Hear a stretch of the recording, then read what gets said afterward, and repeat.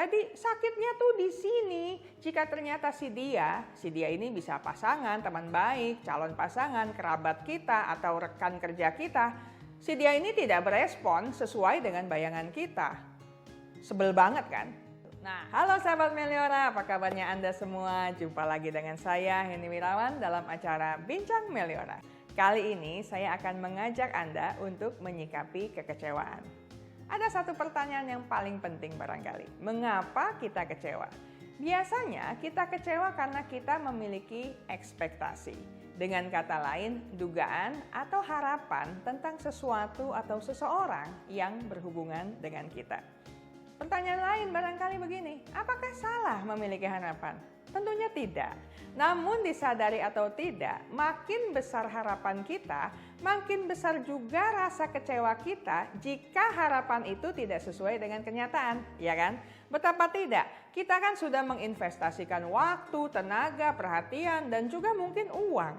Jadi sakitnya tuh di sini. Jika ternyata si dia ini bisa pasangan, teman baik, calon pasangan, kerabat kita, atau rekan kerja kita. Si dia ini tidak berespon sesuai dengan bayangan kita. Sebel banget kan? Nah, rasa kecewa itu akan lebih mengena jika hubungan kita dengan orang itu makin dekat. Karena ekspektasi kita kepada yang bersangkutan akan makin tinggi atau makin kuat. Kita mungkin bertanya, kok tega sih? Kok bisa sih? Kamu kan mustinya. Nah, ada sambungannya tuh. Kok kamu diam aja sih?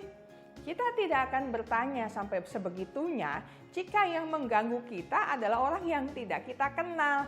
Tak mungkinlah kekecewaan kita kepada pengemudi kendaraan umum lebih besar daripada kekecewaan kita kepada teman baik, pasangan hidup, atau anak, atau orang tua kita. Jadi mesti bagaimana? Ada 3 hal. Pertama, belajar untuk ikhlas. Kerjakan saja bagian kita dengan tulus tanpa perlu berharap banyak ini dan itu. Direspon positif ya terima kasih. Dijahati ya tidak apa-apa. Toh hidup itu masih bergulir. Kedengarannya ideal sekali ya. Tapi kalau kita usahakan sepertinya kita bisa lakukan itu.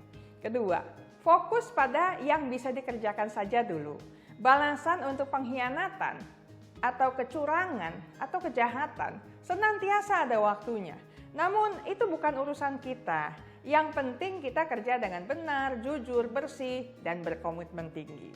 Ketiga, jaga hati, tetap tulus, ikhlas, bahagia. Karena kita yang bertanggung jawab untuk pikiran kita, perasaan, perkataan, maupun perbuatan kita. Kalau ada yang perlu dimaafkan ya lepaskanlah saja maaf itu. Toh kita tidak rugi banyak. Malahan mungkin kita lebih banyak untungnya loh. Kita lebih sehat, damai, lebih mudah dapat berkat. Juga kita bisa nyaman dengan kehidupan masa lalu maupun masa kini kita. Sahabat Meliora, tidak selalu kita bisa meninggalkan suatu relasi. Jika memang ada yang bisa diperbaiki, ya diperbaikilah dengan syarat dan ketentuan yang berlaku. Misalnya, komunikasi dibuat lebih efektif.